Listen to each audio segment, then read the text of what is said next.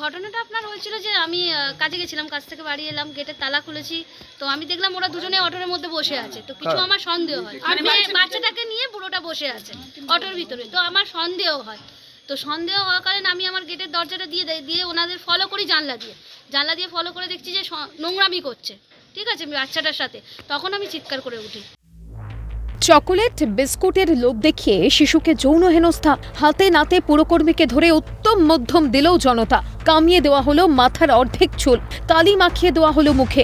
কলকাতা পুরসভার 123 নম্বর ওয়ার্ডের ঘটনা। অভিযোগ, প্রৌরই পুরকর্মীকে বুধবার সকালে বেহালার একটি ক্লাবের কাছে দাঁড়িয়ে থাকা অটোয় এক শিশু কন্যাকে নিয়ে বসে থাকতে দেখা যায়। এলাকার মানুষের সন্দেহ হওয়ায় নিরীক্ষণ শুরু করেন। সেই সময়ই দেখা যায় প্রৌরই পুরকর্মী শিশুকন্যার সঙ্গে অশালীন আচরণ করছেন। এরপরেই তাকে ধরে ল্যাম্পপোস্টের সঙ্গে বেঁধে চলে উত্তম মধ্যম।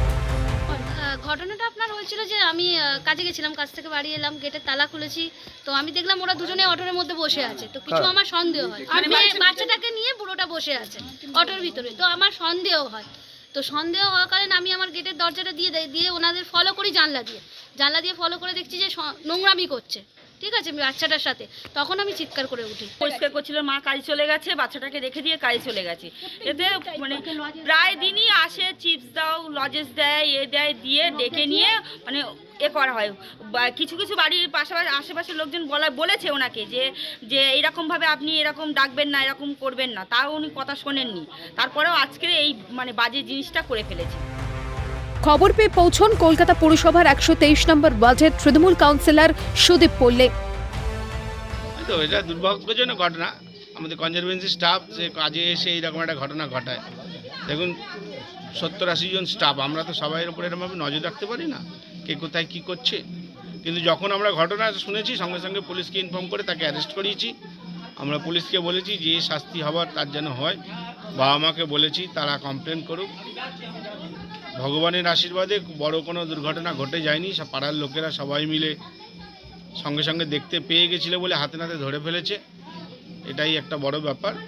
আমরা সজাগ আছি, নিশ্চিতভাবে যাতে না ঘটে সেইটার দিকে নজর রাখবো।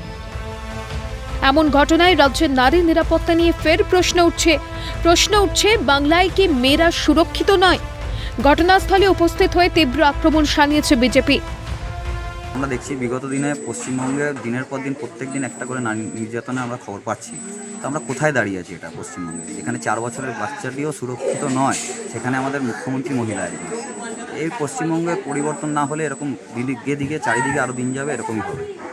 এই জন্যই মানুষের কাছে আবেদন যে এটা জেগে উঠুন, একটু নিজের বাড়ির সুরক্ষা নিজেরা করুন, চিন্তাভাবনা শুরু করুন। এমন ঘটনায় এলাকায় ব্যাপক উত্তেজনা তৈরি হয়। পুলিশ পৌঁছে অভিযুক্ত পুরকর্মীকে গ্রেপ্তার করেছে। রাজীব নস্করের রিপোর্ট, ক্যালকাটা নিউজ।